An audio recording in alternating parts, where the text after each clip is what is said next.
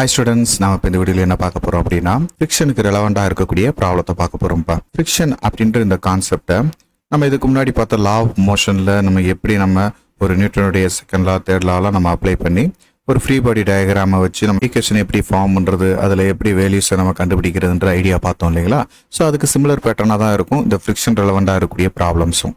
So அதில் first ப்ராப்ளமா a body rolled on the surface which a speed of 10 meter per second comes to rest after covering a distance of 50 meter.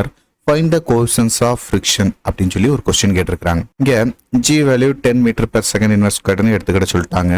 இப்போ ஒரு plane surface, அந்த surface மேலே ஒரு sphere பால், ஒரு பாடி role ஆகி வருதுன்னு வச்சுக்கிடும் சரிங்களா, ஒரு ரோலிங் ஆப்ஜெக்ட். ஸோ இதுக்கு மாஸ் இருக்குது அப்படின்னு கூட நம்மளால் என்ன செஞ்சுக்கிடும், கன்சிடர் பண்ணிக்கிடும். ஸோ இதுக்கான இனிஷியல் ஸ்பீட் அப்படின்றது 10 மீட்டர் per செகண்ட் ஸ்பீடில் ட்ராவல் ஆகி வருது. அப்படி வரக்கூடியது ஒரு இடத்துல ரெஸ்ட் ஆகுது. அப்போது இதோடைய மோஷன் அப்படின்றது ஒரு இடத்துல ஸ்டாப் ஆகுது அப்படின்னா இந்த இடத்துல இருந்து இந்த இடத்து வரைக்கும் அது கவர் பண்ண டிஸ்டன்ஸ் அப்படின்றத 50 மீட்டர் அப்படின்னு நம்ம என்ன எடுத்துக்கிடும். ஸோ இந்த இடத்துல இது ரெஸ்ட் பொசிஷனுக்கு வருது. அப்போ இந்த இடத்துல இதோட ஃபைனல் வெலாசிட்டி 0.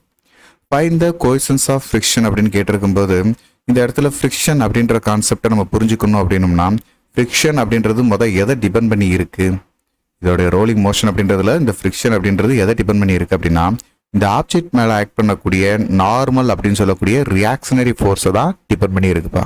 அப்போ இந்த நார்மல் அப்படின்றது இந்த சர்ஃபேஸ் கொடுக்கக்கூடிய ஃபோர்ஸ் அப்படின்னா அப்போ இந்த பாடி டவுன்வர்ட் டைரக்ஷனில் ஆக்ட் பண்ணக்கூடிய இந்த கிராவிடேஷன் ஃபோர்ஸ் அப்படின்றது mg சரிங்களாப்பா.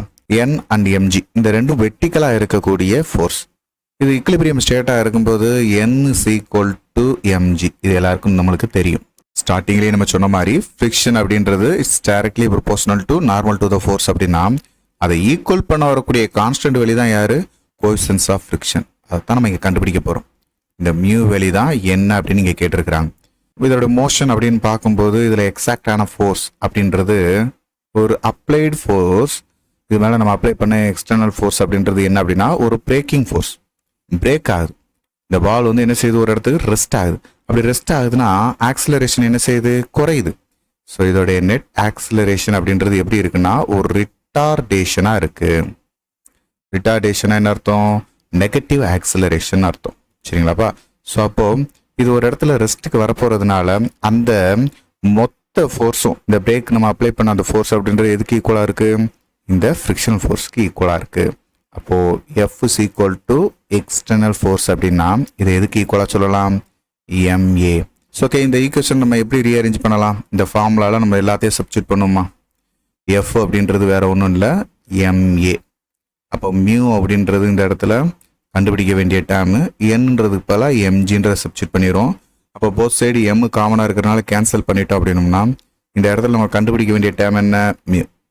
மியூ அப்படின்றது a/g அப்படின்னு நம்ம எடுத்துக்கலாம். இந்த g இந்த டினாமினேட்டர் கொண்டு வரும்போது அப்போ ஏன்ற ஆக்சிலரேஷனை கண்டுபிடிக்கணும். இந்த ரிட்டார்டேஷனை கண்டுபிடிக்கிறதுக்கு இங்கே தேவையான டேட்டா இருக்கு. யூன்றது இனிஷியல் வெலாசிட்டி, பின்றது ஃபைனல் வெலாசிட்டி, எஸ்ன்றது டிஸ்பிளேஸ்மெண்ட், இதெல்லாம் கொடுத்துட்டாங்க சரிங்களா. ஈக்குவேஷன் ஆஃப் மோஷன் தேர்ட் ஈக்குவேஷனை யூஸ் பண்ணி இதுக்கான ஆக்சிலரேஷனை நம்ம கண்டுபிடிக்கலாம். அப்படி கண்டுபிடிக்கும் போது ஒரு விஷயத்தை ஞாபகத்தில் வச்சுக்கோங்க, இது ஒரு நெகட்டிவ் ஆக்சிலரேஷன், அதாவது ரிட்டார்டேஷன், அதாவது -n தான் எடுக்கணும் சரிங்களாப்பா. சரி, இப்போ v² = u² + 2as அப்படின்ற இந்த டேர்மில் இந்த ஈக்குவேஷனை நம்ம நெகட்டிவ் ஆக்சிலரேஷன்றதுனால மைனஸ் எடுத்துக்கிறோம் சரிங்களா. இந்த v² ஃபைனல் வெலாசிட்டி 0, u² அப்படின்றது 10² -2 × s அப்படின்றதுக்கான வேல்யூ 50, ஆக்சிலரேஷன் a. ஸோ இப்போ இது 100 - 100a இருக்கு. இந்த ஈக்குவேஷனை நம்ம ரீஅரேஞ்ச் பண்ணி எழுதும்போது 100a = 100 அப்படின்னா a = 100/100 1 metre per second inverse ஸ்கொயர்னு கிடைக்கும். ஸோ இப்போ இந்த ஆக்சிலரேஷனோட வேல்யூ இங்கே சப்ஸ்டிட் பண்ணுங்க.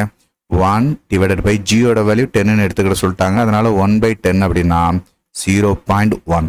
அதாவது இந்த coefficients of friction value mu = 0.1. So இந்த ப்ராப்ளத்தெல்லாம் ஜஸ்ட் நம்ம பார்க்கறதுக்கு வேணா இவ்வளோ நேரம் எடுத்துருக்கலாம். நீங்கள் ஒரு தடவை ஒர்க் அவுட் பண்ணி பார்த்துட்டீங்க அப்படின்னா காம்படிட்டிவ் எக்ஸாமில் இந்த மாதிரி ப்ராப்ளம்லாம் நம்மளுக்கு கேட்கறதுக்கு நிறையா சான்சஸ் இருக்குது. ஸோ ஆக்சிலரேஷன்லாம் நீங்கள் வேகமாக குயிக்காகவே கால்குலேட் பண்ணுற மாதிரி தான் இருக்கும். டேரெக்டாக சப்ஸ்டிட் பண்ணி சிம்பிளிஃபை பண்ணுறதுக்கு இந்த டேட்டாவும் ரொம்ப சிம்பிளான வேல்யூ தான். ஜஸ்ட் இதை 1 மார்க்லேயே நம்மளுக்கு இதை கேட்கலாம் சரிங்களா. தொடர்ந்து இதேமாரி நெக்ஸ்ட் ஒரு ப்ராப்ளத்தில் பார்க்கலாம். தேங்க்யூ. இந்த வீடியோ உங்கள் எல்லாருக்கும் பயனுள்ளதாக இருக்கும்னு நான் நம்புகிறேன். உங்களுக்கு இது ரொம்ப ஈஸியாக இருந்துச்சு அப்படின்னா மறக்காமல் லைக் பண்ணுங்கள். நம்ம மிஸ்டர் ஃபிசிக்ஸ் சேனலை சப்ஸ்கிரைப் பண்ணுங்கள். உங்களுடைய நண்பர்களுக்கும் ஷேர் பண்ணுங்கள். நம்மளுடைய தொடர்ந்து எல்லா வீடியோக்களும் உங்களுக்கு வரணும் அப்படின்னா நம்ம நோட்டிஃபிகேஷனில் ஆல் அப்படின்ற ஆப்ஷனோட கிளிக் பண்ணுங்கள். தேங்க்யூ.